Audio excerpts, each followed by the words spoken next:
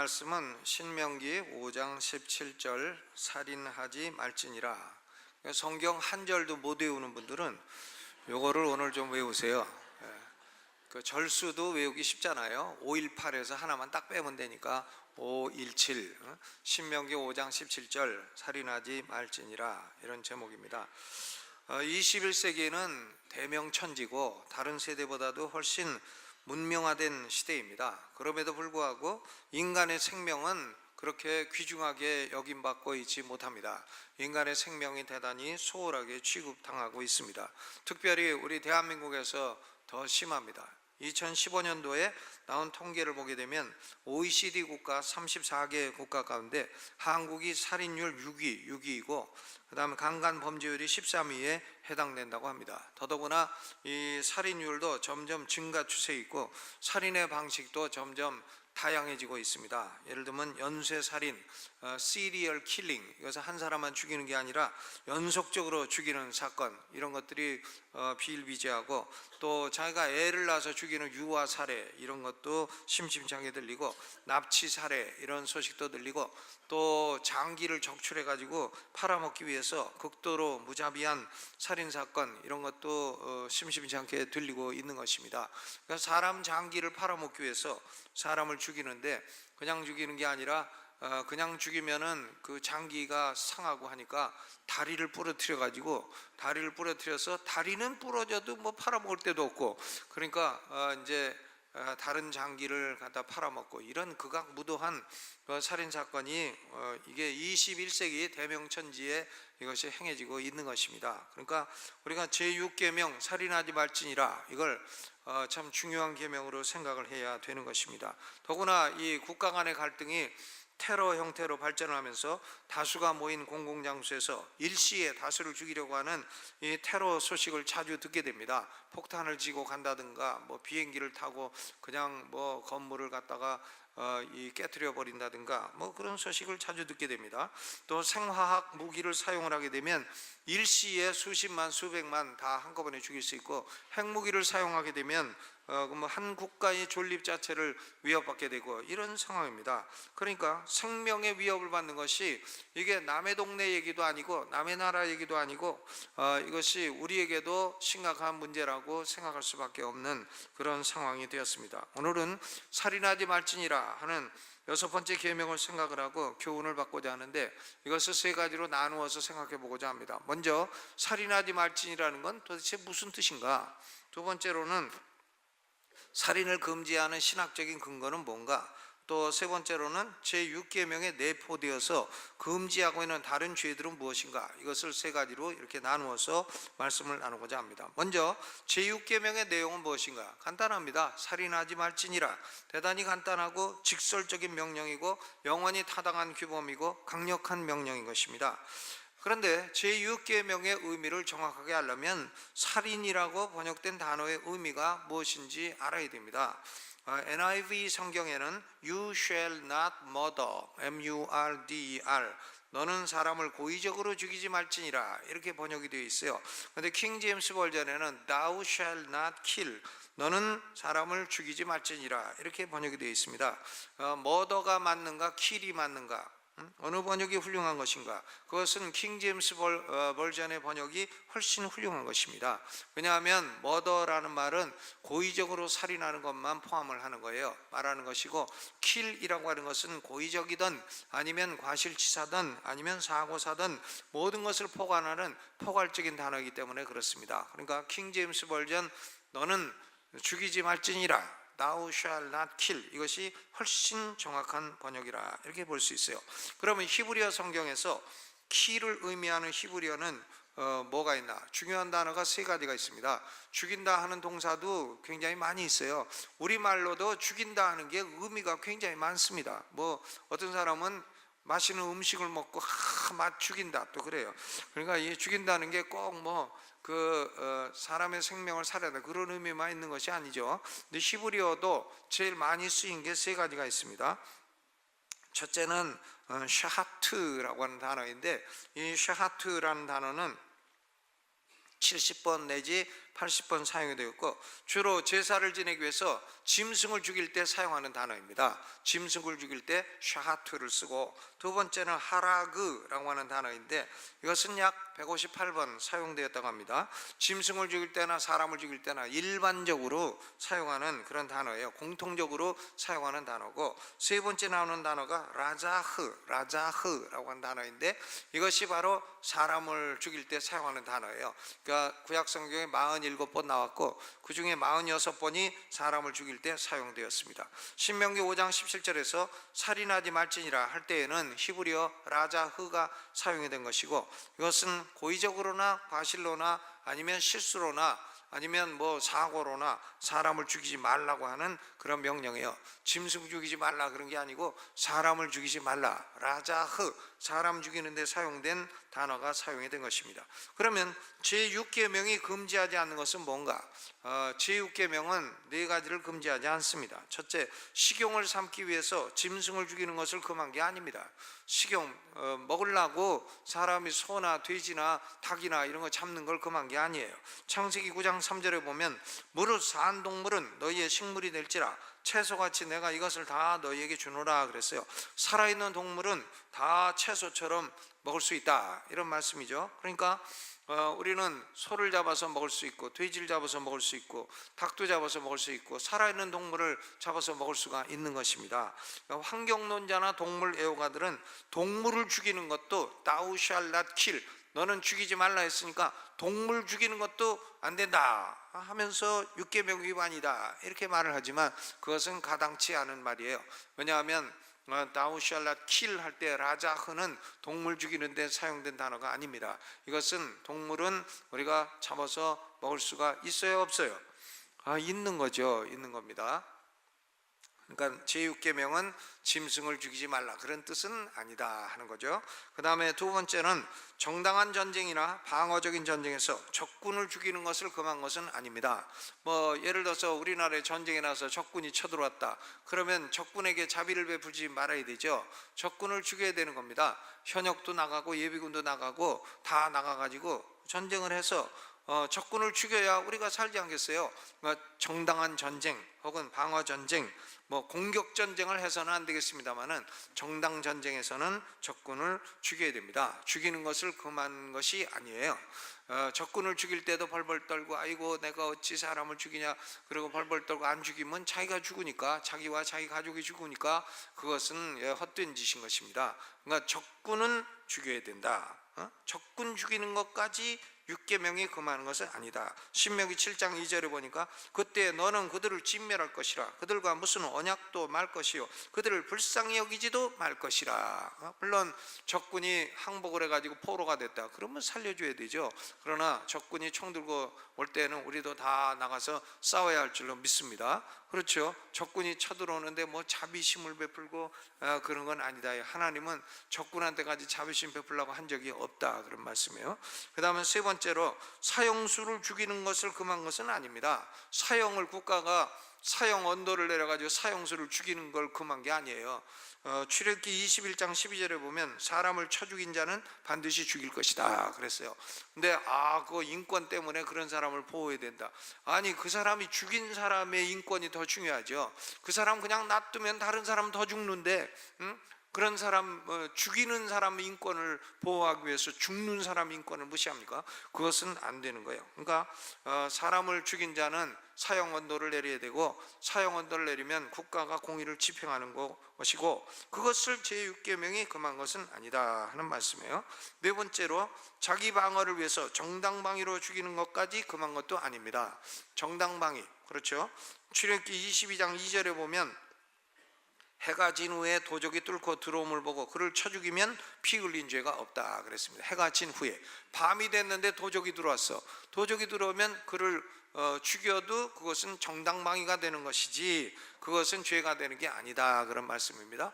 물론 낮에 들어오면 낮에는 얼굴 다 알고, 아이고 저 옆집 아저씨가 우리 집에 왔네, 그 아저씨 왜 들어왔어요? 그러면 아이고 나 집 잘못 들어왔네 하고 나갈 거 아니에요. 그러니까 그럴 때 괜히 옆집 아저씨인 거 뻔히 알면서 쳐 죽이고 그러면 그것은 정당방위가 아니라는 거예요. 과잉방위 내지는 뭐 오상방위 뭐 이런 게 될 수 있는 거지 정당방위는 아니죠. 근데 해가 진 후에 들어오면 그건 정당방위가 된다. 정당방위로 죽이는 것은 피 흘린 죄가 없다. 그러니까 제6계명은 식용으로 짐승 죽이는 거나, 아니면 전쟁에서 적군 죽이는 거나, 아니면 사형수를 죽이는 거나, 아니면 정당방위를 위해서 뭐 강도범을 죽이는 거나 이런 걸 금한 것은 아니라는 겁니다. 그러면 제6계명이 금하는 건 뭐냐? 살인하지 말지니라 하는 계명이 금하는 것은 다른 사람의 생명을 고의적으로나 부주의하거나 아니면 사고로서 죽이는 것을 금지하는 것입니다. Thou you shall not kill 할 때 kill은 세 가지 개념을 포함합니다. 첫째로는 영어로 murder라고 번역되는데 M-U-R-D-R, murder는 고의적으로 사람을 죽이는 겁니다. 미리 죽이려고 하는 계획과 의도를 가지고 살인을 하는 것입니다. 그러니까 고살 혹은 모살, 이것은 뭐 분명히 금지를 하는 거죠. 그 다음 두 번째로는 영어로 manslaughter라고 번역이 되는데 고의가 없는 살인을 의미합니다. 우리말로는 과실치사 이렇게 번역이 됩니다. 고의가 없는 살인, 죽이려고 안 했는데 죽게 됐다 이런 거죠. 예를 들면 사냥을 하다가 짐승인 줄 알고 사람을 죽였다, 이거 과실치사입니다. 또 운전을 할 때 과속을 함으로 사람을 죽였다, 이거 과실치사예요. 고의는 없더라도 주의를 기울이거나 속도 제한을 지켰으면 사람을 죽이지 않을 수 있는 그런 경우인 것입니다. 이것도 무죄는 아닙니다. 과실치사가 무죄가 아니에요. 이것도 다 벌을 받게 되는 거고 그렇습니다. 과실치사도 역시 금지합니다.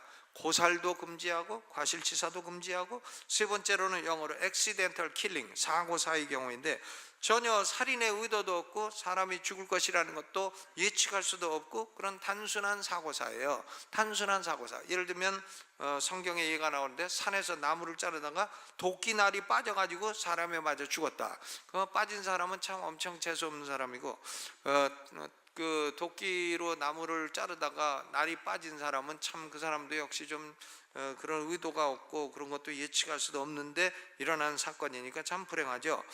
그런데 이런 경우 그러면 이 과실치사라든가 아니면 사고사라든가 이런 경우에는 어떻게 하나? 이 구약의 법을 보면 이스라엘에는 6개 도피성이 있다고 그랬어요. 이것도 죄가 없는 게 아니에요. 6개 도피성이 있는데 6개 도피성으로 요단강을 동편으로 해서 3개 있고 요단강 서편으로 3개가 있는데 이 6개 도피성으로 과실치사나 사고사를 한 사람이 그를 도망가야 돼요. 자기가 도망가야 됩니다. 도망가야 되고 이 사람이 죽은 건 내가 고의가 없습니다, 사고로 과실로 그렇게 됐습니다 하는 걸 증명을 해야 돼요. 그 증명이 되면 그 사람은 그 도피성에 살 수가 있어요. 그리고 복수하는 자, 보수하는 자가 찾아가서 그 사람을 죽이면 안 되는 겁니다. 그러니까 도피성에 그 사람의 생명을 보존할 수가 있습니다. 그래서 이스라엘에는 이 6개의 도피성이 있는데 그럼 언제까지 도피성에 살아야 되나?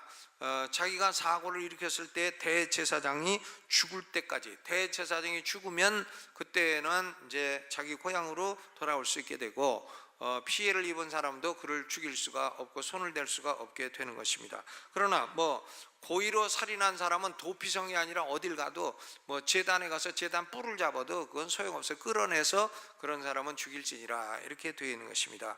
그러니까 제6계명은 고살도 금하고 고의적인 살인도 금하고 과실치사도 금하고 과실을 하지 말도록 주의를 기울여야 된다 하는 거고, 사고사가 일어나지 않도록 최선의 주의를 다하라 하는 그런 계명인 것입니다.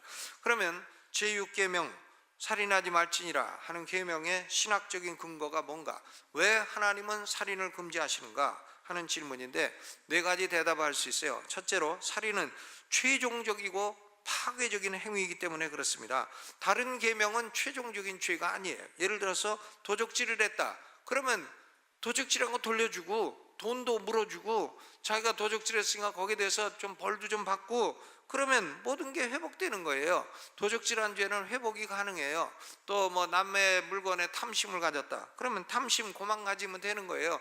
그러면 뭐 그것이 회복되는 것이지만 이 살인, 사람의 생명을 빼앗은 것은 회복이 안 돼요. 최종적인 죄인 것입니다. 인간의 능력으로는 죽은 사람의 생명을 회복시킬 수가 없는 것이, 한 번 죽은 사람은 다시 살아날 수가 없다, 그런 말씀이죠. 그러니까 살인은 최종적인 죄이기 때문에 금지하고, 또 최종적일 뿐만 아니라 파괴적이에요. 최종적으로 건설한다면 좋겠는데 최종적으로 파괴한다는 겁니다. 그러니까 죽은 사람도 생명이 파괴되었고, 죽은 사람의 가족도 그것 때문에 얼마나 슬퍼하고 가정이 파괴되겠어요. 또한 살인자 자신도 삶이 파괴되고 인격이 파괴되고 가정도 파괴되는 것입니다. 그러니까 아무리 미운 사람이 있어도 살인을 하면 안 되겠습니다. 그렇죠? 이 살인죄가 증가하면 사회는 행복한 사회가 될 수가 없습니다. 살인율이 올라갈수록 사회는 불안한 사회가 되는 것입니다. 사람이 살기에 좋지 않은 사회가 되죠. 저녁에 여자들과 아이들이 마음대로 다닐 수가 없고 문을 열어놓고 살 수가 없는 불안한 사회가 되는 것입니다. 우리 대한민국은 살인율이 지금 점점 높아가고 있어요. 그러니까 우리가 이 제6계명을 다시 생각하고 제6계명의 의미를 다시 우리 국민들도 다 새겨야 될 줄로 저는 생각을 합니다. 이 살인은 첫째, 뭔가 최종적이고 파괴적인 행위일 뿐만 아니라 둘째로 살인은 인간에게 있는 하나님의 형상을 파괴하는 행위이기 때문에 금지하는 것입니다. 인간이 하나님의 형상을 파괴해 하나님의 형상을 파괴하는 것이에요. 사람은 짐승과는 질적으로 다른 존재입니다.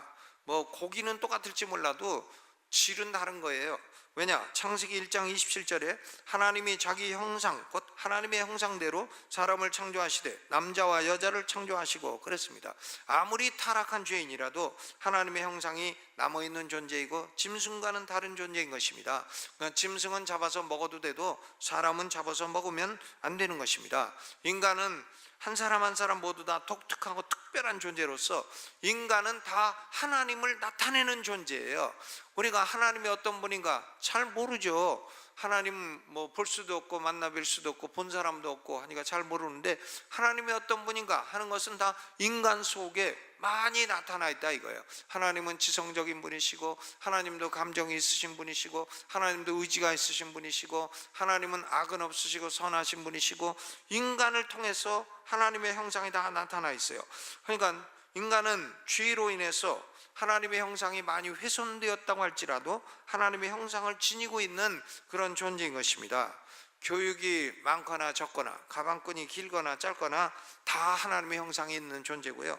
돈이 많거나 적거나 다 하나님의 형상이 있고, 피부 색깔에 관계없이 다 하나님의 형상을 가졌고, 인종에 상관없이 다 하나님의 형상이 있고, 장애가 있거나 없거나 다 하나님의 형상이 있는 존재고, 착하거나 덜 착하거나 다 하나님의 형상을 소유한 존재가 인간인 것입니다. 그러니까 사람이 죽으면 짐승으로 다시 태어날 수 있고 또 다른 사람으로 태어날 수 있고, 이런 것은 윤회설 아닙니까? 윤회, reincarnation, 윤회. 근데 기독교는 윤회가 아니에요. 부활이지. 동일한 사람이 동일한 아이덴티티를 가지고 영원히 부활해서 영원히 살게 된다. 그러니까 거짓된 종교의 특징은 윤회고요, 참된 종교의 특징은 부활이에요. 윤회를 믿는 사람은 거짓된 종교를 믿고 있는 것이에요. 그런데 윤회를 믿는 사람은 내가 이 사람을 죽여도 이 사람이 뭐 사자도 될 수 있고 호랑이도 될 수 있고 뭐 소도 될 수 있고, 그리고 또 다시 뭐 훌륭한 사람도 될 수 있고, 그러니까 이 사람의 생명을 없이 여길 가능성이 있는 거죠. 그런 위험성을 내포하고 있는 겁니다. 아, 너는 고통스럽게 사느니 내가 죽여줄 테니까 다음에 왕자로 태어나서 잘 살아라, 내가 너한테 자비를 베푼다 하고 자비를 베푼다는 생각으로 죽일 수도 있는 거예요. 그러니까 윤회설은 사람의 생명을 가볍게 여길 수 있는 가능성이 있는 것입니다. 여러분, 히틀러가 그런 말을 했죠. 장애가 있는 어린아이들을 제거하라. 이것은 극도로 사악한 사상인 것입니다. 제6계명을 위반하는 극도로 사악한 사상이죠. 아무리 장애가 있어도 인간은 하나님의 형상을 가진 존재고, 아무리 공부를 안 해놓고 1 더하기 1이 얼마냐 그래도 모르고, 난 놓고 기역자도 모르고 지게 놓고 A자도 몰라도 그래도 그 사람은 하나님의 형상이 다 있는 존재인 것입니다. 귀한 존재예요. 아멘. 그렇죠? 그러니까 사람을 죽이는 것은 하나님의 형상을 파괴하는 짓이다. 그러니까 하지 마라 하는 거죠. 그 다음에 세 번째로, 이 살인은 그 둘째 돌비에 있는 죄이지만 둘째 돌비를 위반할 뿐만 아니라 첫째 돌비도 위반하는 죄다, 그런 말씀입니다. 요한일서 4장 20절에 누구든지 하나님을 사랑하노라 하고 그 형제를 미워하면 이는 거짓말하는 자니 보는 바 그 형제를 사랑치 아니하는 자가 보지 못하는 바 하나님을 사랑할 수가 없느니라. 아, 형제, 사람을 죽이면서 나는 하나님 사랑합니다, 그런 건 있을 수 없다 이거예요. 사람을 살인하는 자는 하나님을 미워하는 자고, 결국 살인죄는 첫째 돌비도 위반하는 것이고 둘째 돌비도 위반하는 것이고 결국 하나님을 거역하는 것이고 그렇다는 말씀입니다. 네 번째로, 살인은 하나님의 목적과 어긋나고 마귀 편을 드는 것이다 이거예요. 살인자는 마귀 편이에요. 마귀 편. 하나님은 생명의 하나님이에요. 요한복음 3장 16절에 하나님이 세상을 이처럼 사랑하사 독생자를 주셨으니 이는 저를 믿는 자마다 멸망치 않고 영생을 얻게 하려 하심이라. 하나님의 목적은 우리에게 육체의 생명을 주실 뿐만 아니라 영원한 생명, 영생을 주시려는 것입니다. 그러니까 하나님은 무슨 하나님인가? 모든 생명의 하나님이에요. 생명의 하나님. 그런데 이 세상의 영적인 존재는 하나님만 계신 게 아니에요. 마귀가 있죠. 마귀 밑에 뭐가 있나? 귀신들이 있죠. 귀신들은 마귀 쫄개들이에요. 마귀 쫄개들, 귀신들. 아, 귀신이 없다 하는 사람은 무당 구탄 데 가서 보세요. 귀신이 없나? 여러분, 이 마귀와 귀신들의 목적은 뭔가? 그것은 멸망시키고 죽이려는 것입니다. 요한복음 8장 44절, 너희는 너희 아비 마귀에게서 났으니 너희 아비의 욕심을 너희도 행하고자 하느니라. 불신자들은 아비가 마귀예요. 마귀 자식이에요. 근데 저는 처음부터 살인한 자요, 진리가 그 속에 없다 그랬습니다. 마귀는 처음부터 살인한 자예요. 요한복음 10장 10절에도 도적이 오는 것은 도적질하고 죽이고 멸망시키려는 것뿐이요 내가 온 것은 양으로 생명을 얻게 하고 더 풍성히 얻게 하려는 것이라. 그러니까 예수님은, 하나님은 생명의 하나님, 생명을 주시는 하나님, 생명을 주셔도 풍성히 주시는 하나님, 영원한 생명을 주시는 하나님인데 마귀는 도적질하고 죽이고 멸망시키고 지옥 끌고 가고, 그게 마귀의 목적이다 이것입니다. 그러니까 하나님은 생명의 영이시고 마귀는 사망의 영이고 그렇습니다. 그러니까 살인하는 사람은 하나님의 목적을 대적하고 마귀의 편에 서서 살다가 마귀가 가는 지옥에 떨어지게 되는 것입니다. 지옥, 영영한 불에 떨어져 구더기도 죽지 않고 구더기가 달라붙어 영영이 떨어지지 아니하고 물 한 방울도 없는 곳이고, 그것은 바깥 어두운 곳이고 빛도 없는 것이고, 그것은 영원히 이를 가는 것입니다. 여러분, 사람을 살인하고 마귀 편에 서고 생명을 미워하는 사람은 그 지옥에 떨어지게 되고 마귀의 쫄개가 되어 살게 되는 것입니다. 그러니까 우리는 하나님이 이 생명, 하나님의 형상대로 지음받은 이 생명을 존중하고 육성하고 사랑하라 하는 것이 제6계명의 의미인 것입니다. 그러면 큰 세 번째로 제6계명에 내포되어 부수적으로 금지된 죄는 어떤 것들이 있나? 제6계명은 6가지 부수적인 죄들도 금지를 합니다. 6가지. 첫째는 부주의의 죄예요. carelessness, 부주의의 죄. 부주의해가지고 사람 죽이는 거, 이런 것도 금지한다 이거예요. 신명기 22장 8절에 보면 난간규례라는 게 있습니다. 네가 새 집을 건축할 때에 지붕에 난간을 만들어 사람으로 떨어지지 않게 하라. 그 피 흐른 죄가 네 집에 돌아갈까 하노라 그랬어요. 집을 지으면은 난간을 만들어요. 지붕을 만들었는데 옥상을 만들어서 이웃집 애들이 옥상에서 놀다가 떨어져 죽었다. 그러면 그 집 주인 책임이라는 거예요. 그 집 주인이 살인죄를 지게 된다, 그런 말씀이에요. 그러니까 난간을 만들어야 돼. 애들이 놀다가 떨어지지 않도록 난간 다 만들어줘야 돼요. 여러분, 우리는 일본 사람하고 한국 사람하고 볼 때 전 딴 건 모르겠고요, 일본 사람이 지은 호텔이나 숙소에 가보면 뭐 이렇게 뾰족뾰족한 게 없어. 뭐 사람이 걸려 넘어질 만한 게 없어. 그리고 뾰족뾰족해 되어서 사람이 다치고 살이 찢어질 만한 거는 다 이렇게 부드럽게 만들어 놨어. 부드럽게. 근데 우리는 보면 우리 집도 보면 찬장 이렇게 열면 엄청 날카로워. 찬장 열어서 이렇게 일하다가 딱 일어나면 찬장에 걸려가지고 머리 툭 찢어져 갖고 피나게 생겼어. 그런 거에 대한 주의가 없어요. 목욕탕도 아주 미끌미끌하게 안 그래도 미끄러운데 거기다 더 미끄러운 자재로 해가지고 어른들 넘어지면 뼈가 부러지고. 그러니까 일본 사람들은 그렇게 안 해놨어요. 목욕탕 미끄럽지 않게 이렇게 만들고. 그러니까 우리는 그런 면에서 일본 사람들에 비해서 압도적으로 뒤떨어진다 하는 거 알 수가 있습니다. 그렇죠? 일본 사람들은 그런 걸 대단히 세심하게 주의를 해. 사람이 다치지 않도록, 사람이 죽지 않도록, 사람 생명을 굉장히 보호해주는 그런 생각을 갖고 있는 것 같습니다.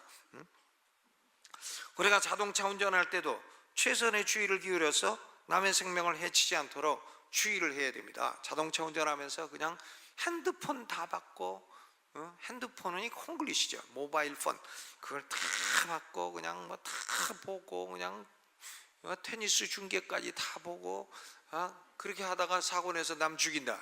예, 그것도 참 부주의한 것입니다. 부주의의 죄, 그것을 금지하고 있다. 그 다음 두 번째로는 탐심의 죄입니다. 그리드, 탐심. 출애굽기 21장 29절에 보면 소는 본래 받는 버릇이 있고 그 임자는 그로 인하여 경고를 받았으되 단속하지 아니하므로 남녀간에 받아 죽이면 그 소는 돌로 쳐 죽일 것이고 임자도 죽일 것이라. 여러분, 소가요 평소에 잘 들이받아, 뿔이 있고 잘 들이받아.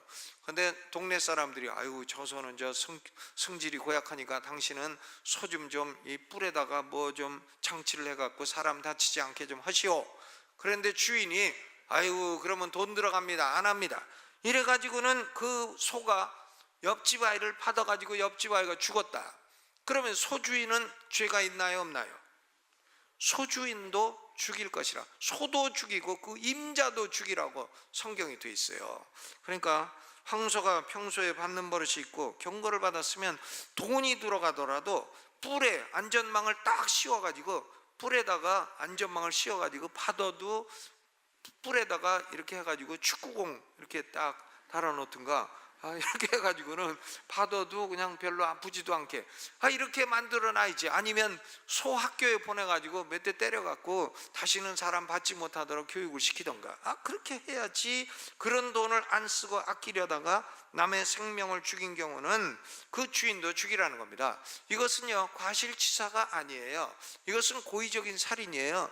이 소가 남을 죽일 수도 있다는 걸 알고 그대로 놔둔 거 아니에요. 이런 경우는 미필적 고의라고 하죠. 죽일 수도 있는데 그냥 놔뒀다. 이게 고의적인 살인이에요. 미필적 고의인 것입니다. 개가 무는 버릇이 있다.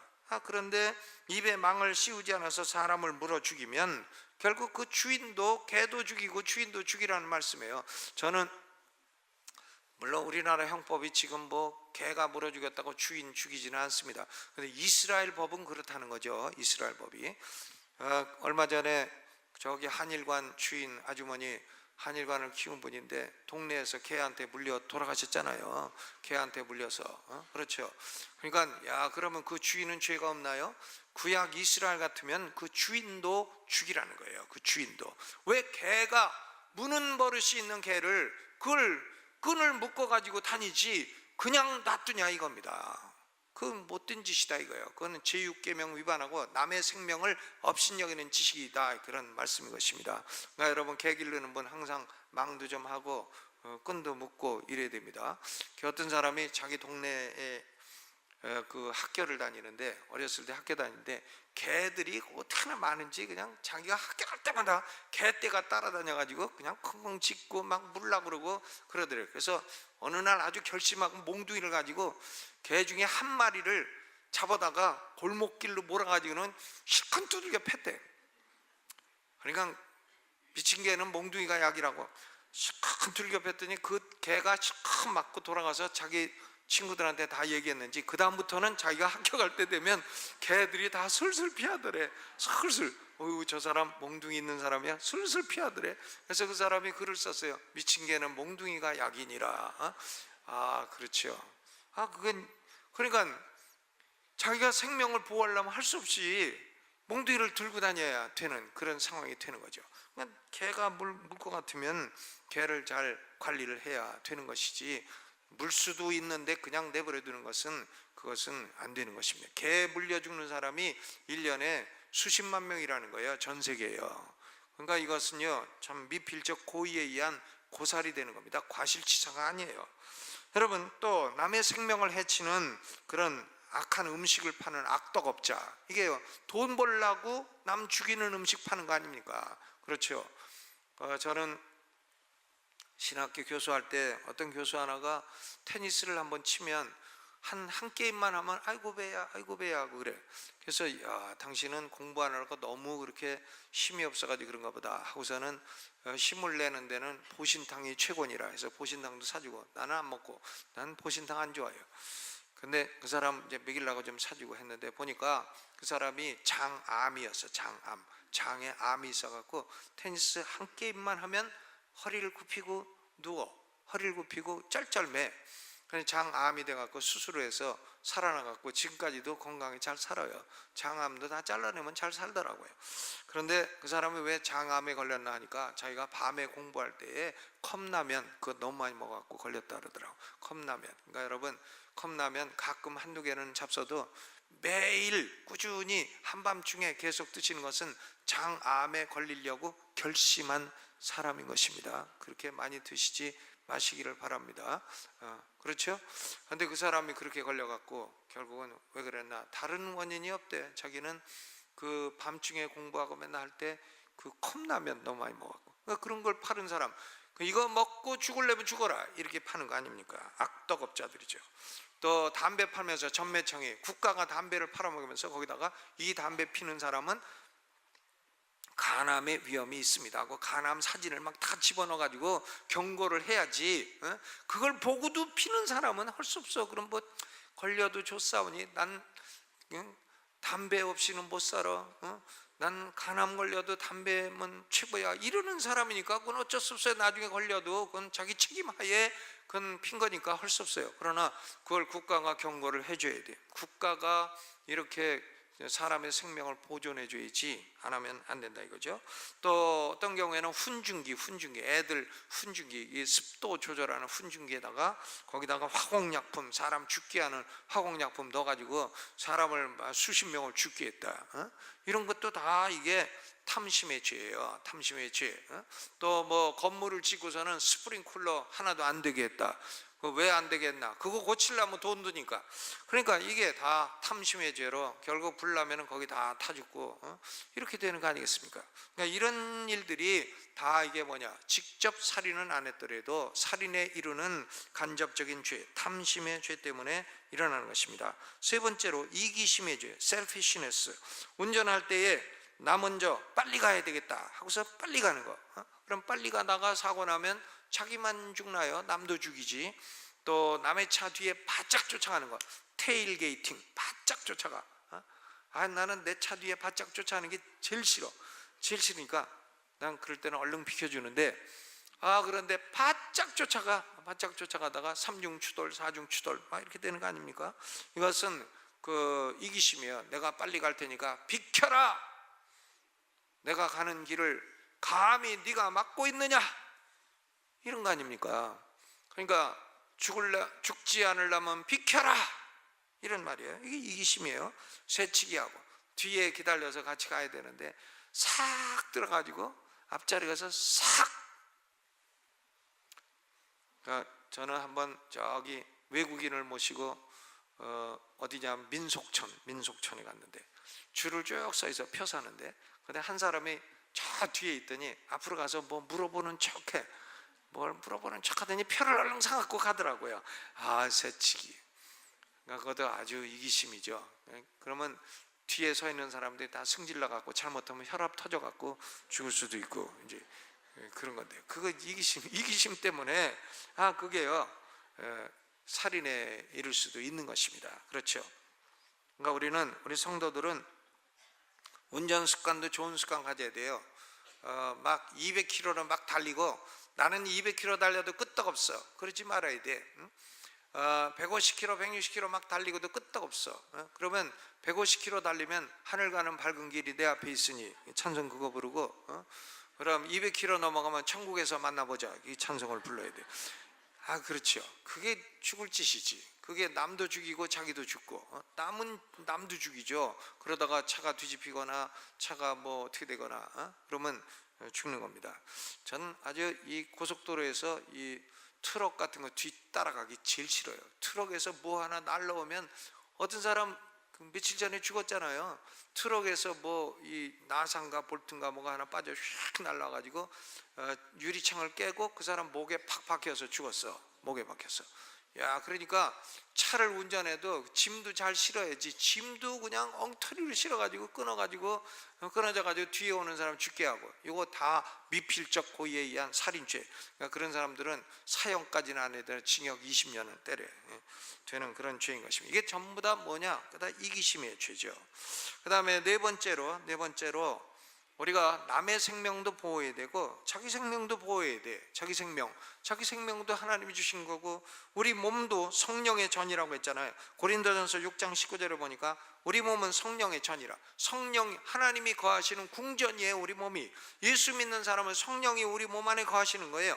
그런데 성령이 거하는 궁전에다가 술 집어넣지, 담배 집어넣지, 그냥 마약 집어넣지, 별 오만 잡것 다 집어넣어서 썩게 하면 안 된다 이겁니다. 남의 생명도 보호하고 자기 생명도 보호하고, 그리고 운동도 적당히 해가지고 그래서 자기 생명도 육성을 해나가고 이렇게 해야 된다. 이게 제6계명이 이런 자기 절제의 부족, 이런 죄도 금지하는 것입니다. 다섯 번째로는 교만의 죄예요. 프라이드, 교만해가지고 남 없이 여기고 남 무시하고.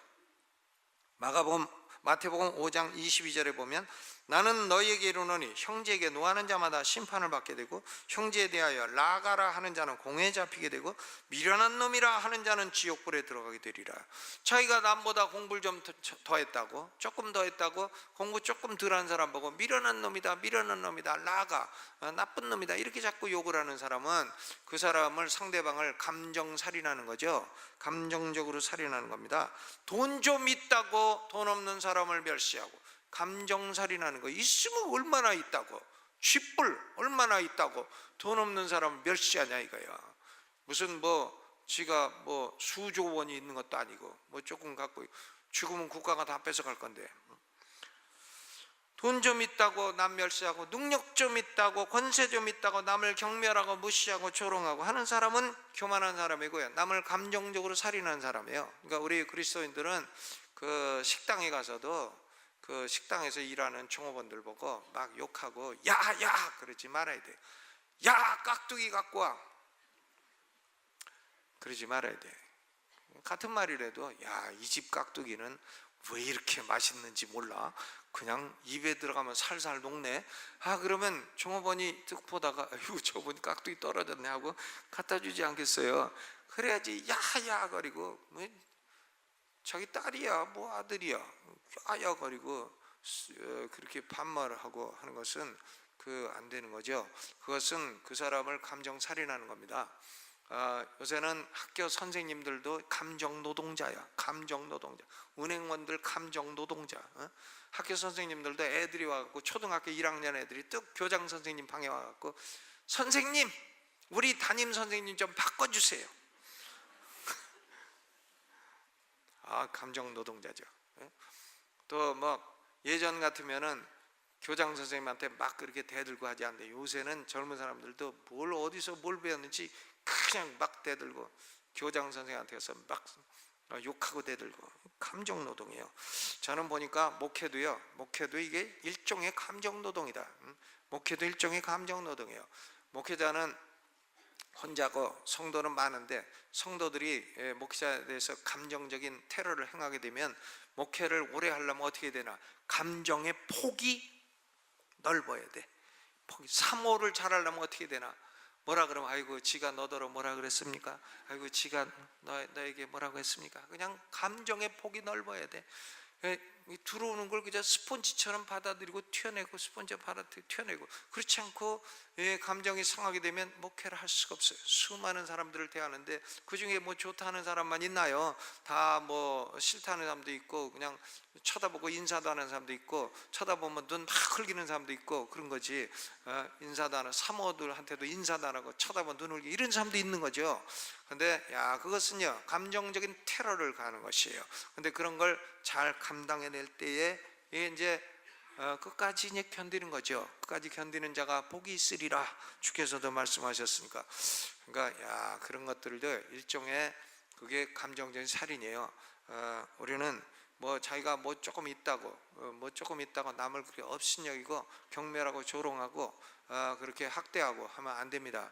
원수라도 인사는 해야 되지. 원수라도 아니 송월인가 누군가 왔을 때 그 잘해주잖아요. 우리나라에서 송월은 나는 타월 이름인 줄 알았는데 그분은 그 와갖고 대접 잘 받잖아요. 대접 잘 받고 나 그분 한국 또 오고 싶어 하게 생겼어. 그러니까 그 남을 막 교만해가지고 학대하고 하시하고 무시하고 이것은요 안 되는 것입니다. 그건 자기보다 더 높은 사람이 자기한테 그렇게 하면 좋습니까?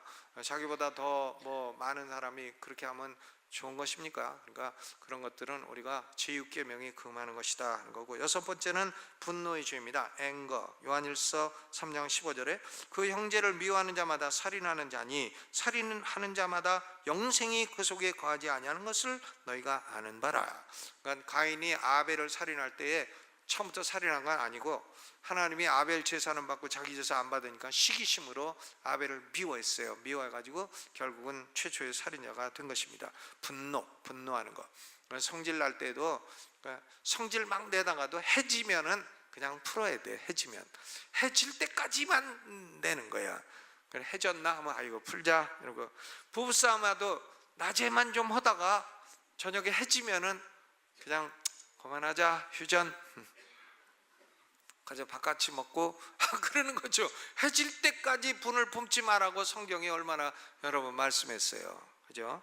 여러분 제6계명은 짧고 단순한 계명이지만 살인을 금하고 생명을 촉진하는 대단히 중요한 계명이에요. 우리 모두는 나는 살인 안 했습니다 하지만 이게 그렇지 않습니다. 우리 모두는 어떤 면에서 모두 다 살인죄를 저지르고 살아가는 존재예요.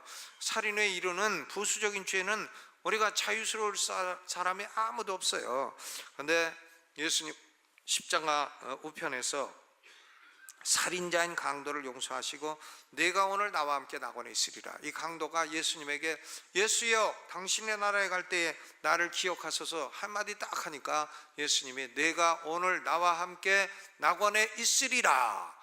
아주 천국에 너는 간다고 하는 확신을 아주 1대1로 개인적으로 주신 것입니다. 우리에게 그런 죄가 있죠. 우리가 다 그런 죄가 있습니다. 살인죄가 다 있어요. 다 있는데 우리는 예수 그리스도로 말미암아 용서함을 받고, 그리고 이제 우리도 그런 죄가 있어서 용서함을 받았으니까 이제부터는 내 생명을 사랑하신 하나님을 따라 생명을 사랑하고 자비를 베풀고 남의 생명을 육성하고 내 생명도 육성하고 생명을 귀한 것으로 알고, 그렇다고 해서 뭐 짐승 생명 위하려고 사람 생명 없애고 그런 건 아니고 사람 생명을 귀중히 여기는, 그래서 하나님 편에 살아가는 성도가 되시기를 주의 이름으로 축원합니다.